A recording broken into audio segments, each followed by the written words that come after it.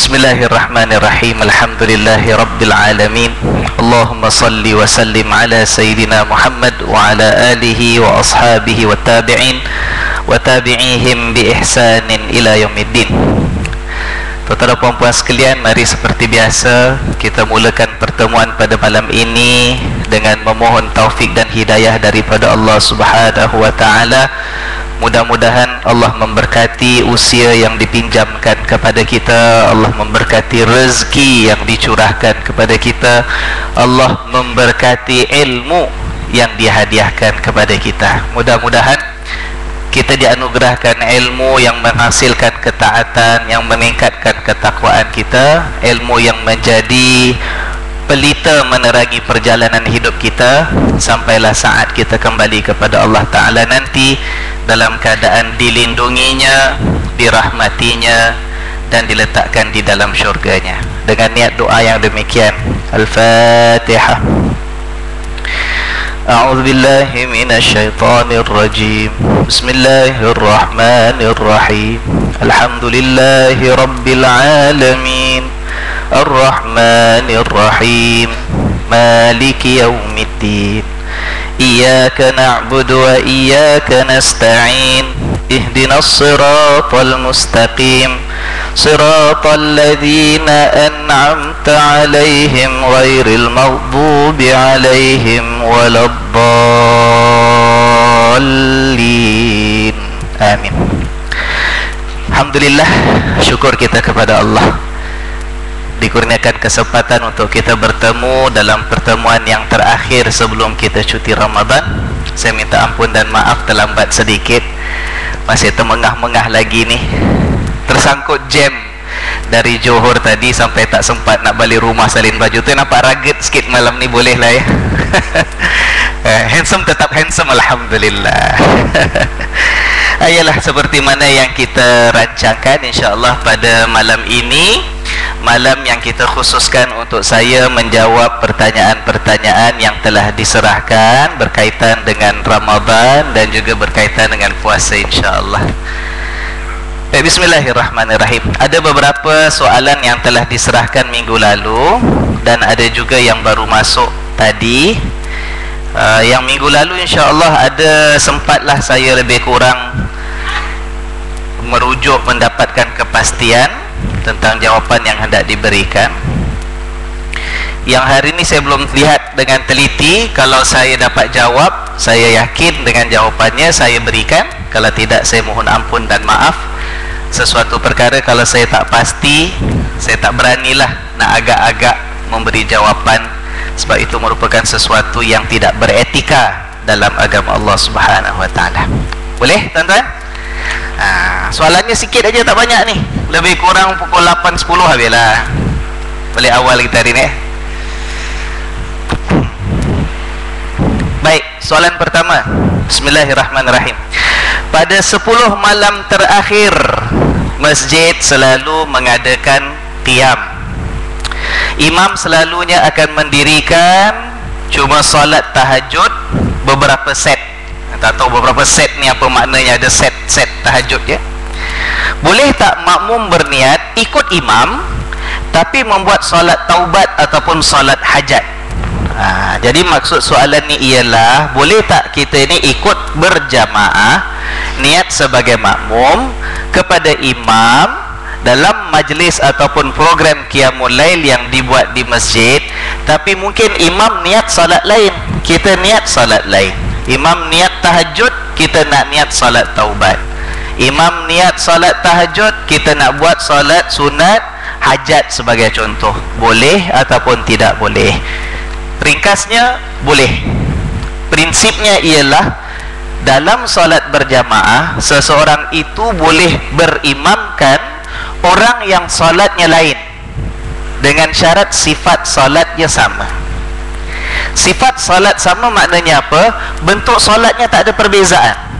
Kalau solat tahajud 2 rakaat, 2 rakaat, 2 rakaat, tidak ada tambah rukuk ya, maka yang makmum walaupun niat solat lain boleh. Yang tak boleh kalau bentuknya berbeza. Contoh, orang tengah solat jenazah kat depan, ramai-ramai, kita masuk niat salat maghrib ataupun salat zuhur makmum kepada imam yang salat jenazah, itu tak boleh. Kenapa tidak boleh? Sebab berbeza sifatnya. Di mana berbeza sifatnya? Salat jenazah tak ada rukuk, salat jenazah tak ada sujud. Kita salat zuhur ada rukuk, ada sujud, tak boleh lah. Nampak tak tuan? Ataupun salat gerhana. Betul ya? Salat gerhana. Imam salat gerhana, kita pun masuk, kita niat nak salat asar. Kebetulan waktu itu waktu asar. Boleh ke tak boleh? Tak boleh. Kerana ada perbezaan sifat salatnya. Apa beza sifatnya? Beza? Dalam salat gerhana, setiap rakaat ada 2 kali rukuk dan 2 kali berdiri. Itu salat gerhana. Ya, kalau tuan-tuan belajar ataupun pernah ikut bersama salat jamaah di masjid, salat jamaah gerhana di masjid, kita akan dapati imam akan buat berdiri baca Fatihah seperti biasa, baca surah, kemudian rukuk Allahu Akbar, kemudian bangun Allahu Akbar, bukan sami Allahu liman hamidah. Bangun berdiri baca Fatihah lagi, baca surah lagi, baru rukuk kali kedua Allahu Akbar, barulah berdiri i'tidal sami Allahu liman hamidah, terus diikuti dengan sujud seperti biasa. Begitu dalam rakaat kedua, ada 2 kali rukuk dan 2 kali berdiri sebelum sujud nanti. Jadi sifatnya tak sama. Kalau sifat tidak sama antara salat imam dengan salat yang kita kat belakang jadi makmum, maka tidak boleh niat sebagai jamaah, ya kan? Tapi kalau sifat salatnya sama, boleh. Contoh ya, kalaulah kita masuk masjid nak salat jamaah, tengok ada orang sedang salat, kita pun masbuk pada dia. Ataupun kita tengok ada orang mula nak salat, sebelum dia takbiratul ihram, kita kata, saudara, saya pun nak ikut jamaah lah, saya jadi makmum, saudara jadi imam, boleh? Dia pun setuju. Padahal dia dah salat fardu dulu. Katalah dia dah selesai salat zuhur, waktu itu dia dah buat salat sunat, sunat ba'diyah lepas zuhur. Kita baru nak buat salat fardu zuhur. Nampak tak tuan? Salatnya lain kan? Tapi boleh tak? Boleh ke tidak? Boleh, sebab sifatnya sama. Imam salat sunat, makmum salat fardu, tak ada masalah. Ya. Jadi itu jawapan saya kepada pertanyaan boleh ke tidak kalau qiyamul lail kita niat lain tapi nak ikut menjadi makmum kepada imam yang niat salat lain. Boleh, asalkan sifat salatnya tidak berbeza. Wallahu a'lam bissawab. Soalan berikutnya, saya ingin bertanya tentang puasa 6. Bolehkah kita puasa 6 dan qada puasa serentak? Lepas hari raya disunatkan puasa 6 hari bulan Syawal. Boleh ke tidak kita niatkan sambil salat atau sambil puasa sunat 6, puasa 6 Syawal, kita niatkan sekali sebagai puasa qada? Jawapan saya, boleh, tetapi kurang afdal. Afdalnya apa? Afdalnya dipisahkan.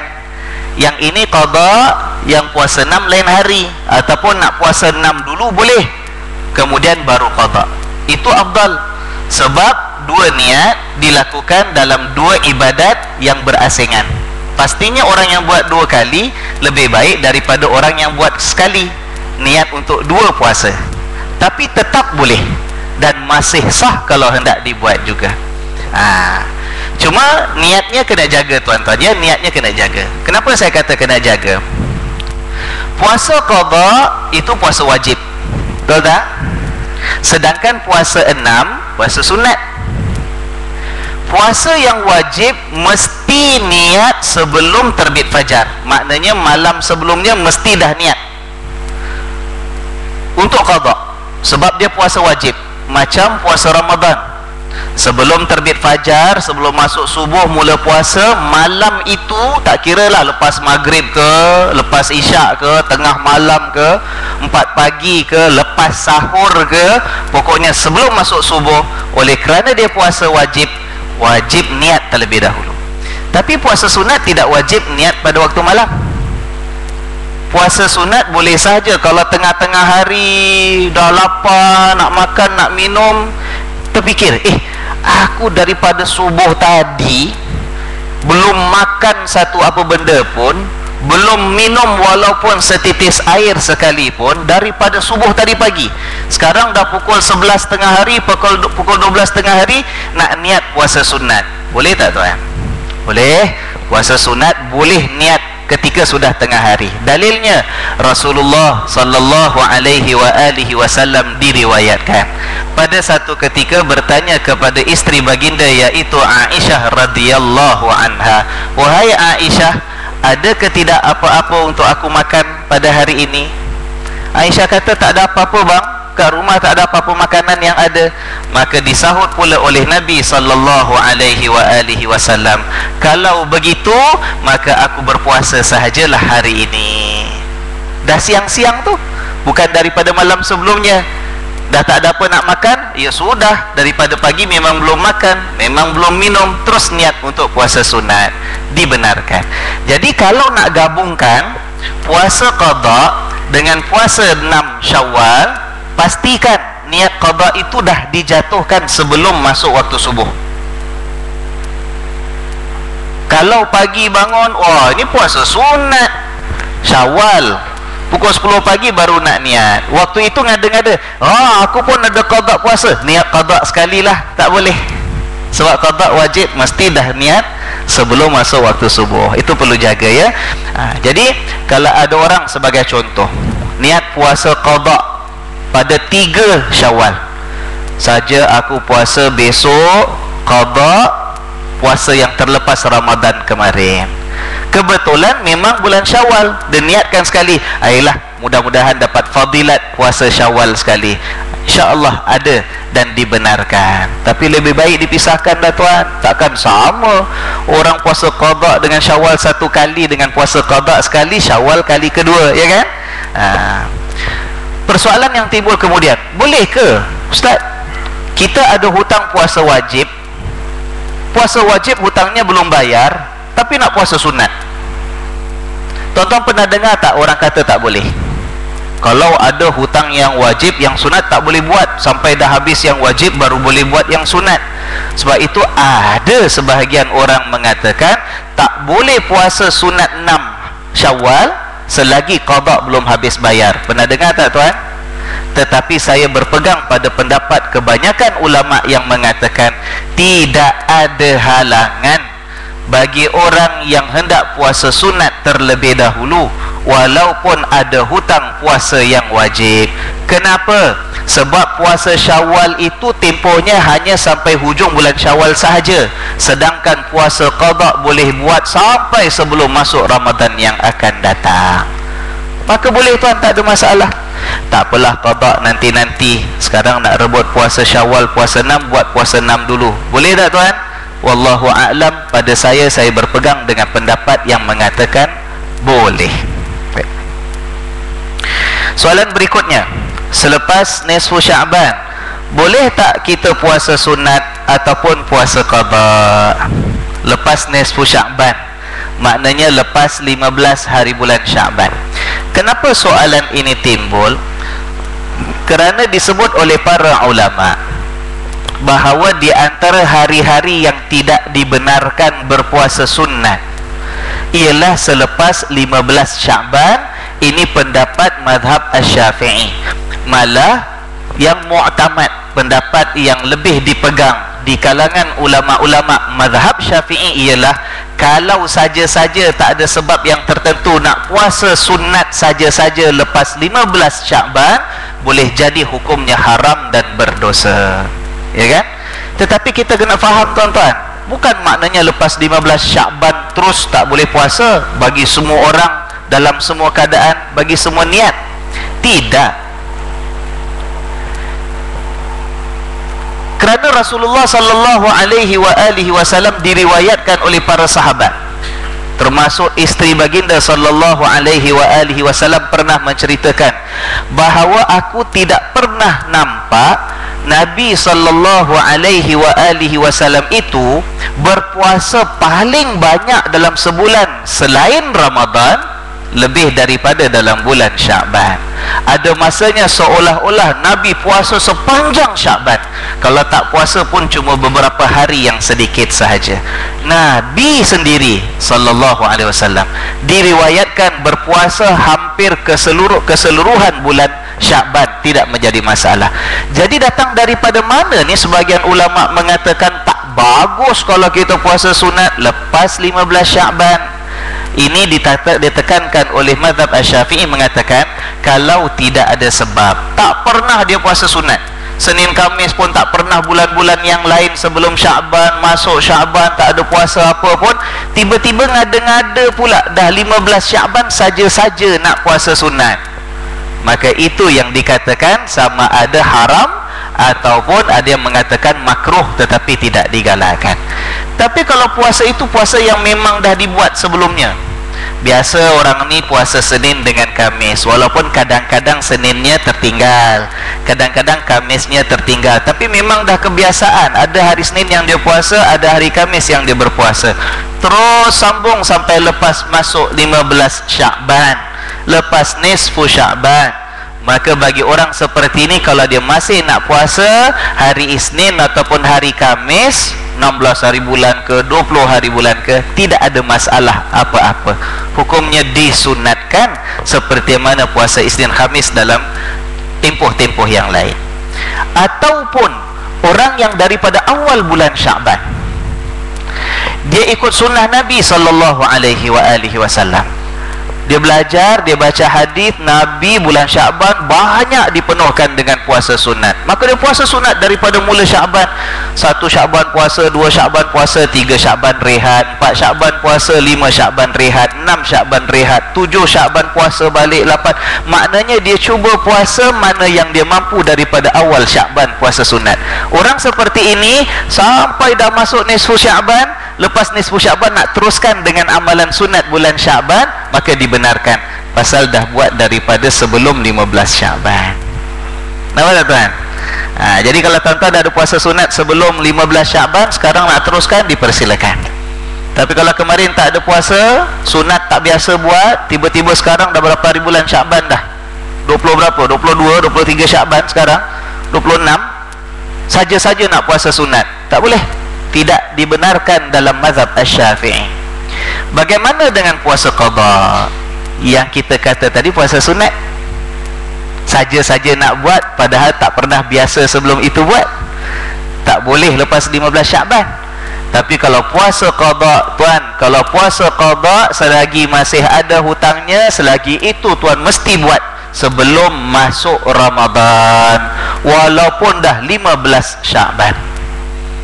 Jadi kalau ada yang kira-kira hitung-hitung, masih ada 3 hari lah Ustaz qada saya, masih ada 3 hari puasa tahun lepas, maka saya sarankan, saya anjurkan sangat-sangat, besok mesti puasa qada, lusa mesti puasa, hari Rabu mesti puasa, tinggal 3 hari tuan.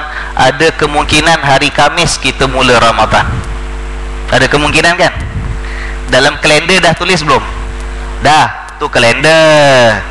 Mufti belum keluar announcement lagi, ya kan? Tapi ada kemungkinan Khamis. Kalau betul jadi Ramadan hari Khamis, tuan-tuan, kalau ada qada yang masih ada 3 hari, besok dah wajib buat. Bukan boleh ke tak boleh, wajib buat besok, lusa dengan hari Rabu. Kalau tidak berdosa. Sebab apa? Menangguh-nangguhkan puasa qada sampai masuk Ramadan yang baru, berdosa hukumnya. Ya, baik. Wallahu a'lam. Selesai. Lagi 5 minit. Kata 8.10 nak habis kan?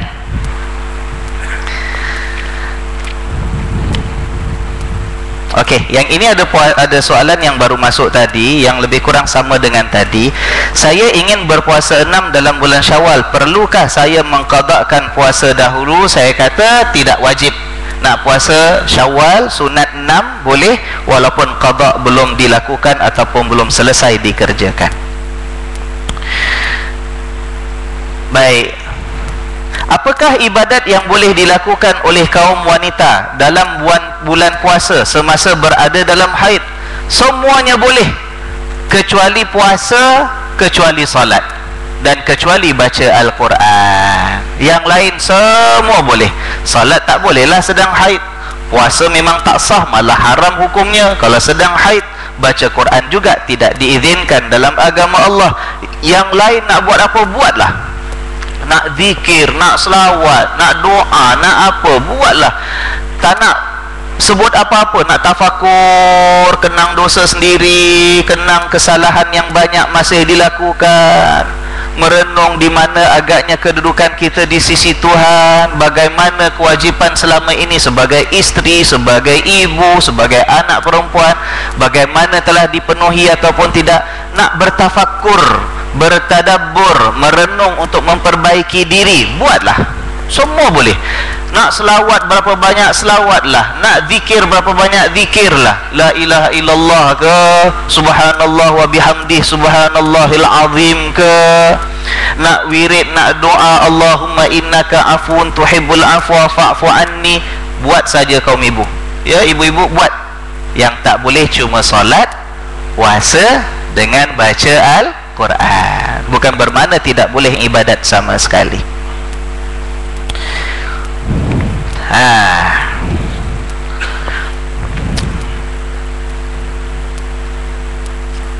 Yang ini ringan. Soalan, saya mengajak jiran bersolat tarawih bersama-sama di masjid. Jawapan yang dia berikan ialah, kalau seseorang itu banyak tertinggal solat fardu, dia tak boleh lakukan solat sunat tarawih. Faham tak ni? Bila dia ajak jirannya, dia jawab orang banyak solat fardu ditinggalkan, mana boleh solat tarawih. Tiap-tiap tahun jawapan yang sama yang dia berikan. Macam mana ni kita nak tolong bantu orang yang seperti ini? Tuan-tuan, memang kadang-kala kita dengar seperti mana tadi bab puasa, ada orang cakap puasa kalau qada, yang wajib itu belum ditunaikan, belum dibayar, maka tak boleh puasa sunat. Saya kata pendapat itu saya tak pegang. Saya pegang pendapat yang berpendapat bahawa kalaupun puasa qada belum selesai, puasa sunat tetap boleh dikerjakan. Maka begitulah pendapat yang saya pegang dalam bab solat. Yang bagusnya ialah solat fardu itu settle dulu. Kan bagus, sebab itu yang fardu sepatutnya. Fardu buat, barulah tambah yang sunat. Betul tak? Kalau orang masih sibuk nak solat sunat aja, tapi solat fardu tak nak buat, ya keliru kan?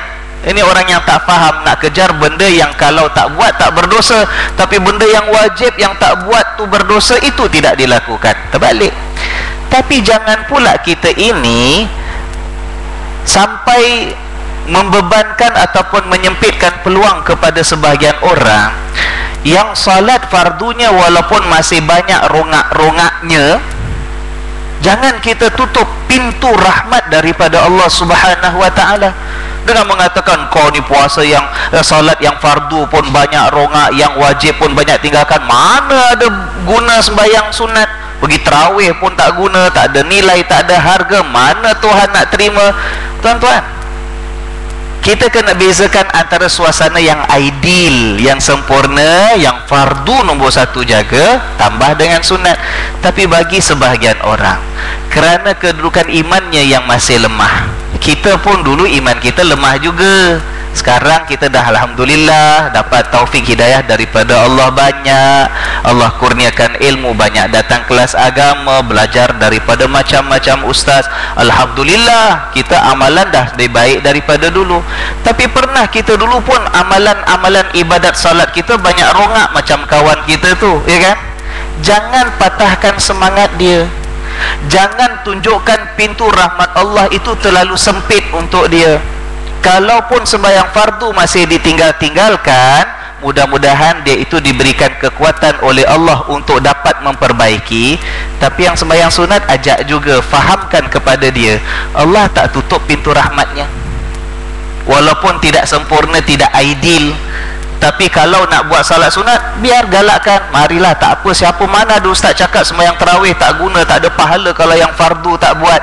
Mudah-mudahan Dengan banyak salat sunat pun Allah Subhanahu wa ta'ala melembutkan hati dia, melembutkan hati dia, supaya besok lusa dia lebih faham, lebih bersungguh-sungguh untuk menjaga dan berikan perhatian kepada salat fardunya tadi. Faham kan?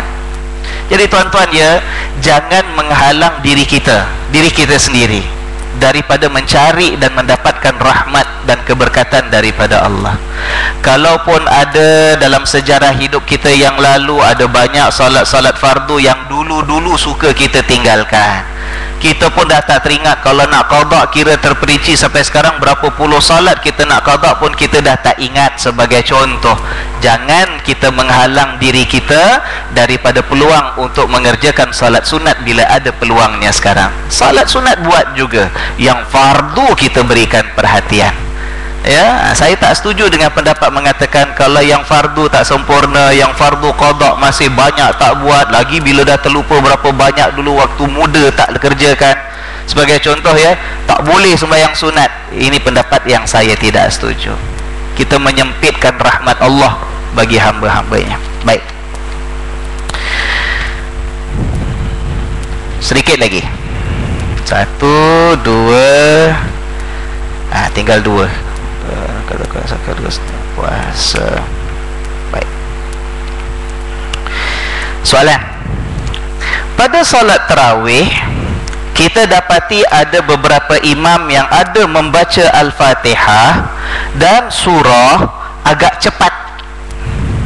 Biasanya surah Al-Fatihah 35 saat, tapi bila tarawih 15 saat dah habis. Masalahnya ialah saya rasa agak susah nak melengkapkan bacaan Al-Fatihah saya apabila imam membaca surah pendek seperti surah Al-Ikhlas dan terus rukuk. Masanya bacaan Ikhlas tu kadang-kadang cuma 5 saat saja. Ini biasa terjadi bila hari pertama sampai 15 Ramadan, di mana pada setiap rakaat kedua imam akan baca surah Al-Ikhlas. Pertanyaan ialah, bagaimana saya boleh komplitkan Al-Fatihah saya dan dapat rukuk bersama dengan imam? Sedangkan dalam mazhab kita ni yang jadi makmum pun wajib membaca Al-Fatihah sepenuhnya sebelum rukuk. Jadi macam mana sekarang ini? Ada tak pilihan-pilihannya, tuan-tuan? Baik. Nombor 1, benar bahawa yang dipegang dalam mazhab Asy-Syafi'i, Fatihah itu wajib dalam setiap rakaat kita. Tidak kira sama ada kita solat bersendirian ataupun kita solat berjamaah. Dalam berjamaah tidak kira sama ada kita ini imam maupun kita ini makmum. Dalam setiap rakaat solat jamaah makmum pun mesti baca Al-Fatihah. Ini menurut mazhab Asy-Syafi'i. Saya tak sebut tentang mazhab yang lain ya. Mazhab lain ada pendapat-pendapat yang lain. Ada yang kata makmum tak baca Fatihah pun tak apa, sebab Fatihah imam dah cukup untuk dia. Itu pendapat yang lain. Mazhab Asy-Syafi'i wajib baca Al-Fatihah. Baik. Dalam keadaan di mana imam bacaan surah lepas Fatihah itu cepat, sedangkan makmum di belakang baca Fatihah belum sempat habis, imam dah rukuk. Terutama dalam solat tarawih, kalau surah yang dibaca itu surah yang pendek, ya. Bagaimana yang boleh dilakukan? Nah, tuan-tuan, ada beberapa pilihan. Pertama,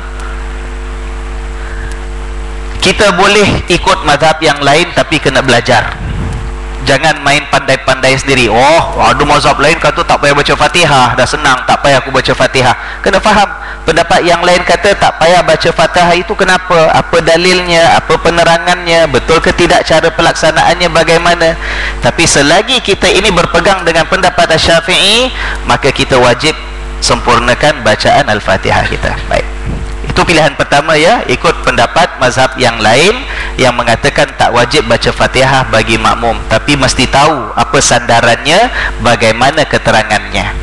Jangan memandai-mandai sendiri.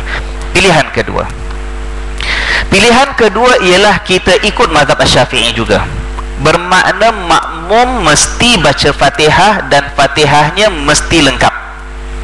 Tapi ustaz, macam mana kita ketinggalan daripada imam? Imam dah rukuk, kita tak dapat rukuk sama. Kadang-kadang sampai dia i'tidal, sami Allahu liman hamidah, baru waktu tu kita nak habis baca Fatihah. Kadang-kadang dah hujung ayat Fatihah yang terakhir kita baca, imam dah sujud terlebih dahulu. Macam mana keadaan kita ini? Tuan-tuan, begini ya, dalam mazhab Asy-Syafi'i, kalaulah makmum bacaan Fatihahnya lambat, dia masih lagi berkesempatan untuk ketinggalan daripada imam dengan syarat tidak lebih daripada 3 rukun fi'li yang panjang. Ini apa maksudnya? 3 rukun fi'li yang panjang. Selagi ini dengan sebab dia tu baca Fatihah lambat, bukan saja-saja nak lambatkan. Bacaan Fatihah memang lambat daripada imam. Kerana ada sebab itu, dia boleh lambat daripada imam asalkan tidak lebih daripada 3 rukun fi'li yang panjang. Baik. Rukun fi'li ialah rukun perbuatan. Ada rukun qauli, rukun ucapan, bacaan. Rukun qauli tu baca Fatihah, ya kan? Takbiratul ihram, Allahu akbar, itu sebutan, itu rukun qauli. Tapi kalau rukun fi'li, rukun perbuatan. Kita berdiri dalam salat, itu rukun fi'li. Kita rukuk, perbuatan rukuk, itu rukun. Kita i'tidal, sami Allahu liman hamidah, berdiri, itu rukun fi'li namanya, rukun perbuatan. Kita sujud, sujud itu rukun perbuatan. Baik. Rukun perbuatan ini ada yang dinamakan sebagai rukun perbuatan ataupun rukun fi'li yang panjang, ada rukun fi'li yang pendek. Rukun fi'li yang pendek yang mana satu? I'tidal, sami Allahu liman hamidah, berdiri, itu kira rukun fi'li pendek, itu tak kira. Duduk antara dua sujud, duduk antara dua sujud, itu dikira rukun fi'li yang pendek. Jadi kalau rukun fi'li yang panjang yang mana? Berdiri waktu baca Fatihah tu kan, itu rukun fi'li panjang. Rukuk, itu rukun fi'li yang panjang. Sujud, sujud itu rukun fi'li yang panjang. Jadi kalau memang ada sebab makmum bacaan Fatihahnya lambat, teruskan dengan Fatihah. Dia ada peluang sampai imamnya jangan lebih 3 rukun fi'li panjang mendahului dia. Jadi bermakna macam mana tuan? Gini, berdiri dengan berdiri, imam baca Al-Fatihah, makmum diam. Habis Fatihah, imam baca Qul huwallahu ahad, katalah ya, makmum pun baca Fatihah. Fatihah belum habis, imam dah rukuk, Allahu akbar. Tak apa, itu baru satu rukun fi'li. Makmum teruskan bacaan Al-Fatihah, sami Allahu liman hamidah. Belum habis Fatihah, tak apa, teruskan. Tapi jangan baca macam dalam musabaqah lah, ngada-ngada pula, macam-macam lagu pula bawa. Baca yang seberapa yang boleh cepat, ikut kemampuan makmum. Ni imam dah sami Allahu liman hamidah, tak apa, habiskan dulu. Imam pun sujud, Allahu akbar, tengah sujud kita pun habis Fatihah kita, sebab kita lambat. Tak jadi masalah, kita pun cepat-cepat rukuk sendiri, tak payah lambat, tak payah baca subhana rabbiyal azimi wa bihamdi subhana rabbiyal, tak payah kita nak kejar imam, ya kan? Kita rukuk sekadar ada tumakninah, berhenti sekejap, Allahu akbar, subhanallah, sami Allahu liman hamidah, rabbana lakal hamd, Allahu akbar, subhanallah, Allahu akbar. Sujud baca subhanallah sekali je, boleh tak? Boleh, asalkan ada berhenti sekejap. Duduk, sujud subhanallah, duduk rabbighfirli, sujud lagi sekali, subhanallah. InsyaAllah kita habis sujud kedua, kita berdiri, imam masih lagi rakaat kedua sedang berdiri. Nampak tak tuan? Itu boleh. Kita ketinggalan rukuk, tak apa, teruskan Fatihah. Imam dah i'tidal, i'tidal tak kira, sebab itu rukun perbuatan yang pendek. Imam sujud yang pertama, baru ketinggalan rukun fi'li panjang yang nombor 2, tak apa, habiskan Fatihah. Hatta imam dah duduk pun, duduk itu cuma rukun fi'li tapi yang pendek, belum kira lebih daripada 3, ya kan? Sampai imam sujud lagi sekali, tuan-tuan, waktu itu baru kita rukuk pun tak apa. Tapi kalau kita tengah berdiri masih lagi tak habis-habis Fatihah, sampai imam dah habis sujud 2 kali, imam bangun berdiri rakaat kedua, maka habis, tak sahlah salat kita sebagai makmum. Kenapa? Sebab ketinggalan terlalu jauh, lebih daripada 3 rukun fi'li yang panjang. Faham tak ni tuan? Itu cara penyelesaiannya bagi orang yang pegang dengan mazhab Asy-Syafi'i. Boleh? Tapi saya tak rasalah imam macam mana pun salat tarawih yang kita makmum kat belakang baca Fatihah macam, tak akanlah sampai imam dah habis sujud 2 kali kita tak habis-habis Fatihah juga. Saya tak rasalah macam tu sekali, ya kan? Bismillahirrahmanirrahim. Alhamdulillahi rabbil alamin. Ar-Rahmanirrahim. Maliki yaumiddin. Time tu imam dah rukuk. Tak apa. Iyyaka na'budu wa iyyaka nasta'in. Imam dah yang tidak. Ihdinas siratal mustaqim siratal ladzi. Imam dah sujud. InsyaAllah imam habis duduk nak masuk sujud kedua, kita pun dah habis kita punya Fatihah. Cepat-cepat. Allahu Akbar, subhanallah, Sabliman hamidah. Allahu Akbar, sujud, subhanallah. Duduk, Rabbi firli, sujud, subhanallah. Allahu Akbar, beri. Dapat insyaAllah rakaat kedua dengan imam. Tapi kalau salat tarawih lepas rakaat kedua dah tak ada rakaat lagi, lepas tu imam tengah baca tahiyat, insya-Allah tak apa, kita buat sampai habis tahiyat kita. Ketinggalan sedikit tidak mengapa. Nah, itu yang dibuat untuk memastikan kita yang ikut mazhab Asy-Syafi'i, Fatihah kita tetap lengkap walaupun lambat sedikit daripada imam. Ya. Tapi saya nak minta sangat, jadi makmum, perkara seperti itu jangan didiamkan. Maknanya apa? Berilah maklum balas, beritahu dan sampaikan permintaan kita supaya pihak imam bertimbang rasalah sedikit. Kita kat belakang ni bukan expert sangat baca Fatihah macam Pak Imam. Kita tahu Pak Imam tu memang spesialis dah bacaan Qurannya laju, tapi bertimbang rasalah dengan kita yang kat belakang. Kita sama-sama nak rasakan nilai suasana ibadah, khusyuk di hadapan Allah Subhanahu wa ta'ala. Kalau terlalu laju kan menjejas perbuatan ibadat kita. Sampaikan maklum balas. Malulah Ustaz, takkan saya nak cakap dengan Pak Imam, saya ni jamaah muslimah kat belakang, nak pergi jumpa Pak Imam nanti orang ingat apa pula saya ni kan. Berikan maklum balas kepada pihak penganjur, jawatan kuasa masjid, pegawai masjid. InsyaAllah pegawai-pegawai dan ahli jawatan kuasa Masjid Darul Makmur orangnya baik-baik tuan, percayalah cakap saya. Sampaikan maklum balas dengan baik, mereka akan dengar dan akan pertimbangkan. Dan bagi mereka yang dilantik bertugas sebagai imam dalam solat tarawih, saya minta tuan-tuan dan puan-puan sangat, bila jadi imam jangan syok sendiri. Kita solat sama-sama, jangan syok sendiri. Orang jadi imam ni syok sendiri, sama ada dia solat laju sangat, makmum kat belakang kelam kabut, ataupun dia lambat sangat, orang kat belakang tu dah menggelisar, pinggang dah sakit, kaki dah lenguh, budak tengah nangis, perut tahan keluar angin, syok sendiri baca panjang-panjang. Jangan, seimbang, bertimbang rasa. Jangan jadi imam yang dibenci oleh makmum dan jamaah. Itu bukan sesuatu yang diajar oleh Rasulullah sallallahu alaihi wasallam. Dan alhamdulillah, kita sebagai masyarakat Islam di Singapura, kefahaman agama kita, kesedaran agama kita beberapa tahun kebelakangan ini semakin meningkat. Nikmat kurniaan daripada Allah. Kita bukan lagi masyarakat Islam yang dulu, saya ingat waktu duduk kampung pun 30-40 tahun yang lalu, kalau orang dulu sembahyang tarawih cari yang paling laju, betul tak tuan?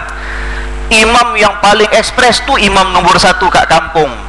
Kalau nak cari tarawih cari yang paling cepat. Itu dulu 40 tahun lepas tuan, masyarakat kita seperti itu. Sekarang masyarakat dah lebih besar dan lebih tinggi kefahaman agama, keinginan nak beribadat. Kita lebih faham nilai ibadat daripada setakat buat yang zahir sahaja. Dah tak trend lagi lah sekarang. Dah tak trend lagi yang nak cari imam tu yang laju-laju. Jadi Pak Imam lah, tengoklah masyarakat nak ibadat yang baik.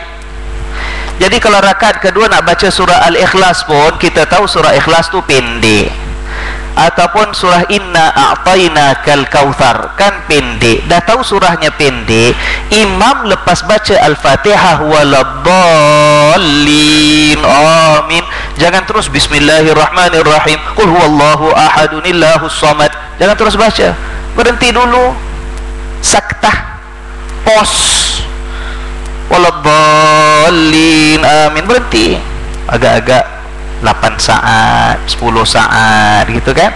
Barulah bismillahirrahmanirrahim qul huwallahu ahad. Kita nak sebut ni, sebutlah bahawa dialah Allah yang satu. Kok kelam kabut? Allahus Samad, Allah itu tempat pergantungan kita. Kita nak tegaskan tauhid kita dengan Allah. Kita sebagai makhluk manusia berdiri di hadapan Allah dalam suasana kita beribadah, mengabdikan diri kepada Allah, tapi kok bacanya kelam kabut. Bismillahirrahmanirrahim qul huwallahu ahadunillahus samad lam yalid walam yulad walam yakul lahu kufuwan ahad, Allahu akbar. Orang kat belakang baru alhamdulillahi rabbil alamin. Berhenti, tenang-tenang. InsyaAllah orang Singapura sekarang hebat ibadatnya, tak perlu kelam kabut, ya kan? Mudah-mudahan Allah memberkati kita, nilai ibadat itu yang penting, ya. Baik. Macam dulu saya ingat lagi, kalau satu kampung tu yang jadi perbicaraan ialah imam yang paling hebat tu yang boleh baca Fatihah satu nafas. Wah, siapa imam boleh baca Fatihah, itu yang jempol, champion. Sekarang orang dah tak kira macam tu. Boleh tuan Fatihah satu nafas, boleh buat? Ada orang boleh buat.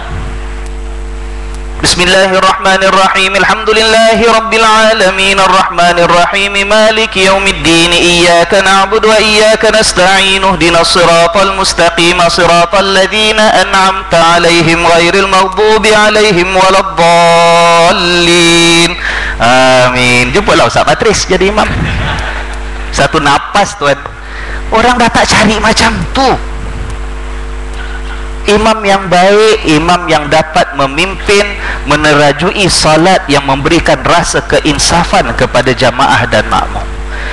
Jangan lambat sangat, yang sederhana, ya kan? Jadi kalau kita jadi makmum kena imam laju sangat, macam berikan maklum balas, beritahu pada pihak masjid, minta pertimbangkanlah Tuan Haji, sampaikan pada Pak Imam, nanti malam besok lambatkan sikitlah. Kita kat belakang makmum kelam kabut, terkejar-kejar, ya, nak menikmati solat bersama. Baik. Dan yang terakhir, kok 8.30 juga ni. Nah, ini tentang perkataan ghadin ataupun esok dalam niat puasa kita. Nawaitu sauma ghadin an ada'i fardhi syahri Ramadan lillahi ta'ala. Apa makna ghad? Ghadin tu apa maknanya? Besok. Nawaitu sahaja aku berniat sauma puasa ghadin esok hari an ada'i fardhi syahri Ramadan, sebagai menunaikan kefarduan dan kewajiban bulan Ramadan. Baik. Soalannya ialah, kenapa ulama letakkan dalam lafaz niat ni ada perkataan ghad? Ghad tu kan besok, sedangkan kita niat pada hari yang sama dengan hari puasa kita. Kenapa saya katakan demikian? Dalam kiraan hari-hari dalam kalender Islam, masuk hari yang baru itu bila? Maghrib, betul tak? Jadi bila masuk maghrib, dah kira masuk hari baru. Kalau ikut Gregorian kalender Masihi, kalender Masihi, masuk hari baru bila? 12 tengah malam, betul tak? 12 tengah malam. Contoh sekarang ni, ya, sekarang pukul berapa? 8.30. Kalau tuan-tuan ditanya, sekarang ini sekarang ni hari Ahad ke hari Isnin? Hari Ahad ke hari Isnin? Kalau ikut kalender Masihi, kiraan Masihi, kita kata sekarang ini hari Ahad, belum besok Senin. Besok masuknya bila? Nanti pukul 12 malam. Tapi kalau ikut hari kiraan dalam hitungan Islam, kalau ditanya sekarang ni tuan 8.30 kita ni hari Ahad ke hari Isnin? Hari Isnin, pasal mula hari bila tenggelam matahari tadi maghrib. Baik, kita kata wajib jatuhkan niat puasa sebelum terbit fajar. Ingat tak tadi saya katakan kalau puasa wajib ya? Dia boleh mula jatuhkan niat itu daripada mula tenggelam matahari. Maknanya daripada maghrib. Maghrib saja hari ini tenggelam matahari dah boleh niat puasa untuk nanti terbit fajar. Kalau sebelum matahari tenggelam tak boleh. Pukul 5 petang, tuan-tuan, pukul 5 petang saja aku puasa besok pagi, tak boleh. Belum boleh masanya. Dia mesti waktu malam. Malam daripada mula tenggelam matahari, berdasarkan hadis Nabi sallallahu alaihi wasallam, di mana Nabi menyebut man lam yubayyitis siyam minal laili, dalam riwayat yang lain man lam yubayyitis siyam qabla tulu'il fajri fala siyama lahu. Kata Nabi, siapa yang tidak jatuhkan niatnya untuk berpuasa pada waktu malam sebelum terbit fajar, maka tidak ada puasa untuk dia. Itu yang kita kata wajib niat waktu malam sebelum masuk subuh, ya kan? Baik. Persoalan ialah tuan-tuan, kalau dah tenggelam matahari waktu malam, ya kan? Nanti bila terbit fajar itu bukan besok kan? Itu hari ini juga. Faham tak maksud saya? Ni pagi nanti ni, sekarang pukul 8.30, nanti subuh nanti lepas ni pukul 5.30 pagi, katalah masuk waktu subuh. Itu subuh tu besok ke hari ni? Hari ni kan? Hari Ahad punya subuh. Sekarang dah Ahad dah. Patutnya kita niat sahaja aku puasa hari ini, sebab subuh itu hari ni punya. Betul tak? Sekarang ni punya. Kenapa kata sauma ghadin, puasa besok? Padahal hari besok dah masuk pun sekarang dah. Faham tak maksud saya ni? Jadi macam mana niatnya? Tuan-tuan, dia begini tuan-tuan ya. Kita baca dalam kitab-kitab para fuqaha ada sebut tentang apa yang perlu dijatuhkan dalam niat puasa kita. Kalau dalam kitab Al-Majmu' sebagai contoh, karangan Imam Nawawi yang syarahnya panjang tentang bab-bab ibadat, dia sebut di antara lafaz untuk niat puasa ialah begitulah, niatkan puasa ghadin, puasa besok hari. Dalam kitab-kitab mazhab Syafi'i pun menggunakan perkataan ghad, besok hari. Tuan-tuan, hari biasa perhitungannya, ya kan, ialah tempoh lebih kurang 24 jam.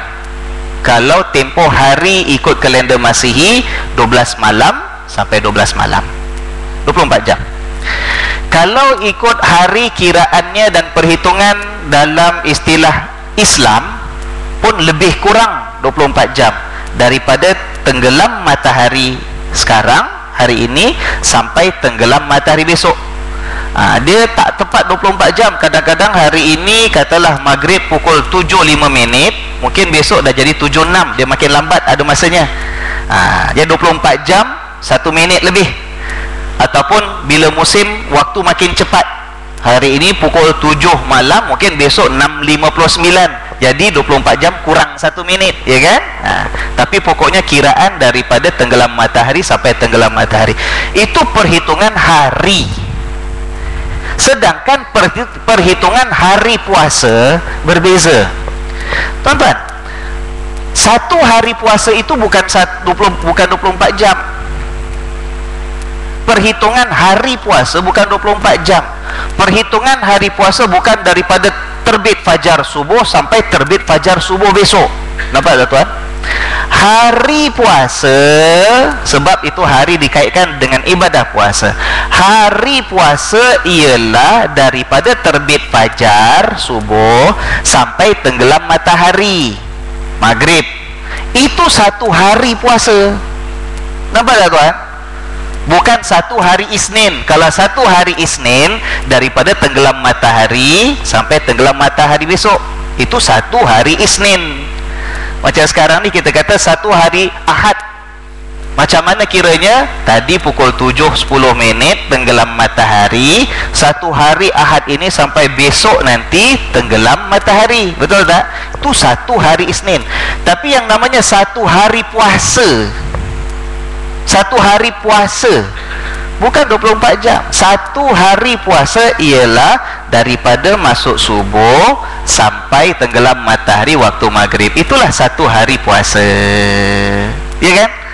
Jadi kalau kita kata awak puasa hutang kena qada berapa hari? Kita kata 5 hari qada saya. 5 hari puasa qada bukan 5 hari kali 24 jam. Ya kan? 5 hari kali berapa jam? Kali berapa jam yang daripada terbit fajar waktu subuh sampai tenggelam matahari maghrib. Jadi sekarang ini pada pukul 9 malam, ya kan? Hari Isnin dah masuk.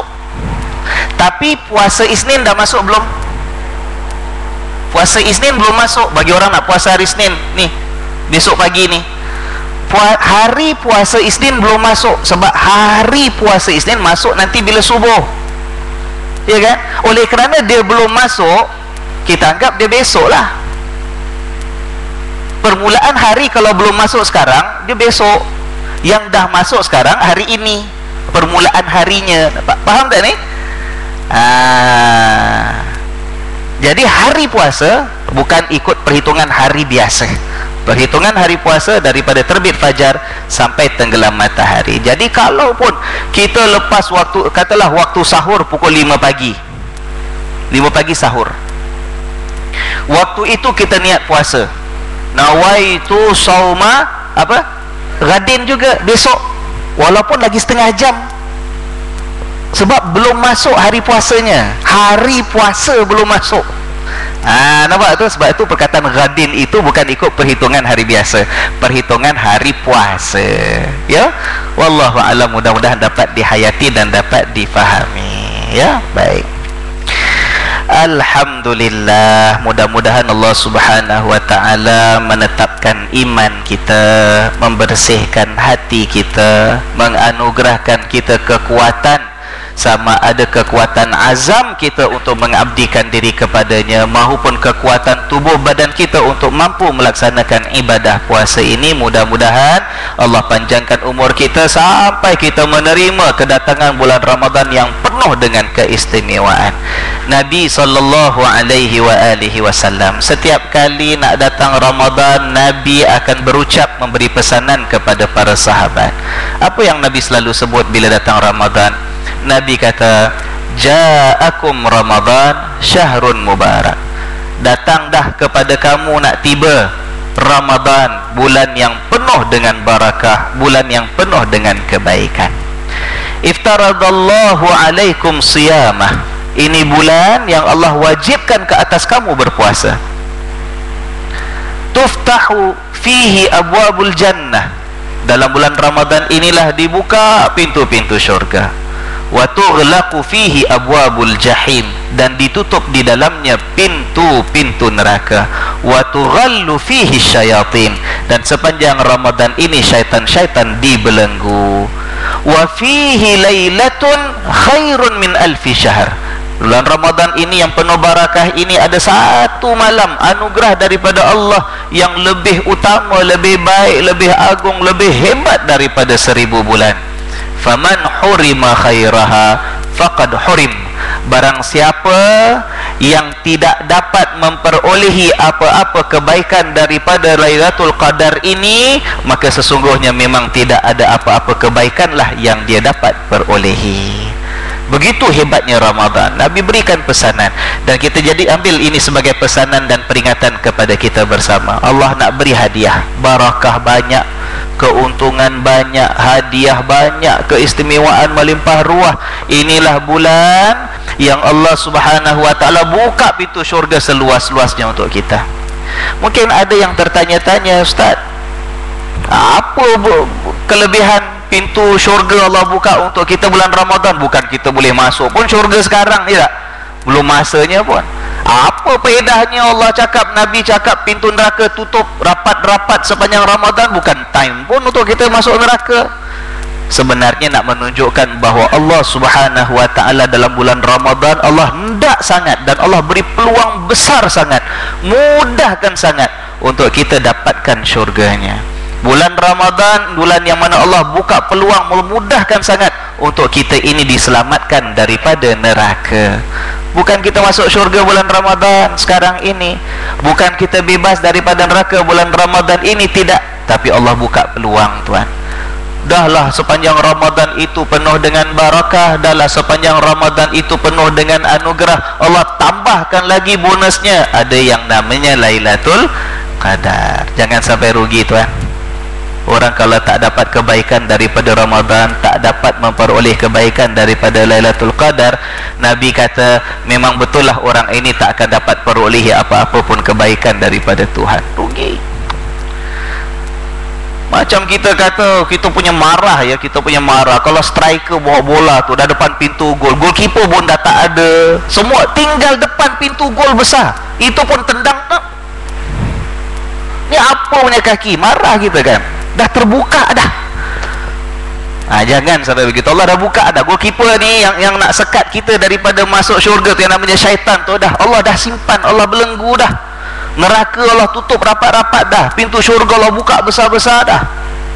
Tinggal nak masuk je, mari masuk. Pun kalau kita tak dapat, Allah, malunya kita dengan Allah Subhanahu wa taala. Ya, mudah-mudahan Allah terima amalan kita. Sekian saja tuan-tuan dan puan-puan sekalian pertemuan kita. Mudah-mudahan juga kita panjang umur. Nanti bila kelas bermula kembali selepas Syawal, kita dapat kesempatan menyambung kuliah kita. Amin ya rabbal alamin. Selamat menyambut ibadah puasa dan selamat mengejar pahala ganjaran daripada Allah yang Maha Pemurah lagi Maha Mulia. Dan mudah-mudahan kita semua diampunkan kesalahan dan dosa. Mudah-mudahan di akhir Ramadan tercatat nama kita sebagai penghuni syurga. Amin ya rabbal alamin. Subhanakallahumma wa bihamdika asyhadu an la ilaha illa anta astaghfiruka wa atubu ilaik. A'udzu billahi minasy syaithanir rajim. Bismillahirrahmanirrahim.